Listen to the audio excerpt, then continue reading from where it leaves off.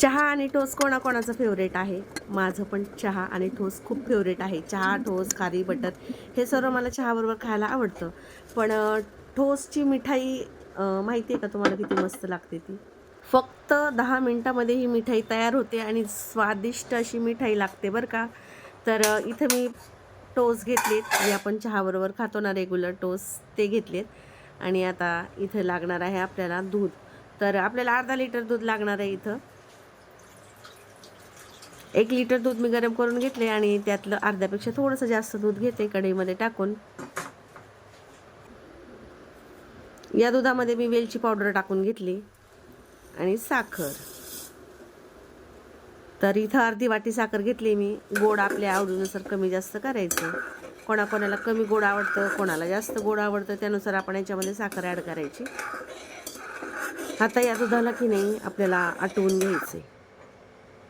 तर दुधामध्ये एक चम्मच ठेवून द्यायचा, म्हणजे दूध उतू जात नाही, ते आपणआप आटत राहतं. मध्ये मध्ये चम्मच फक्त ढवळत राहायचं. आता इथं बघा मी एक साईडला दूध गरम करायला ठेवलं, म्हणजे दूध आटवायला ठेवलंय आणि दुसरीकडं ना तूप घेतले. तर 2 ते 3 टेबलस्पून आपल्याला तूप लागणार आहे. कढईमध्ये 3 टेबलस्पून तूप टाकलंय आणि या टोस्ट आहेत ना ते आपल्याला रोस्ट करून घ्यायच्यात, म्हणजे भाजून घ्यायच्यात थोड्याशा. दोन्ही बाजूनी गोल्डन कलर येईपर्यंत छान अशा भाजून घ्यायच्या या टोस्ट भाजतानाच खूप मस्त खमंग छान असा वास सुटतो बरं का. तुपाचा फ्लेवर या टोस्टमध्ये जातो आणि मस्त एकदम फ्लेवर घरामध्ये दरवळतो, म्हणजे सुगंध.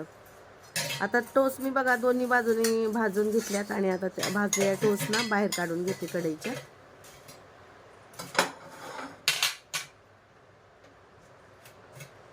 भाजून झाल्याच्या नंतर अजूनच सुंदर दिसतात, मस्त कलर आलाय टोस्टला. आणि दूध पण बघा किती छान आटलंय. अर्ध झालंय दूध, अर्ध्यापेक्षाही कमी दूध इथं झालंय. आता हे जे दूध आहे ना ते आपल्याला या टोस्टवरती टाकून घ्यायचंय.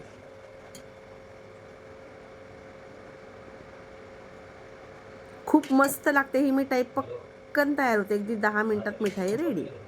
काही गोड खावंसं वाटलं ना तर हा पर्याय खूप मस्त आहे बरं का. याला आपण शाही टोस्ट सुद्धा म्हणू शकतो. आणि आता याच्यावरती आपल्याला आवडीनुसार आपण ड्रायफ्रुट्स टाकून द्यायचे.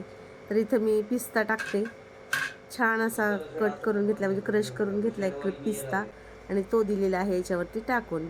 तर दिसायला पण सुंदर, खायला पण मस्त, एकच नंबर लागते. बघा, ट्राय करा आणि आवडल्यास लाईक, शेअर, सबस्क्राईब करा.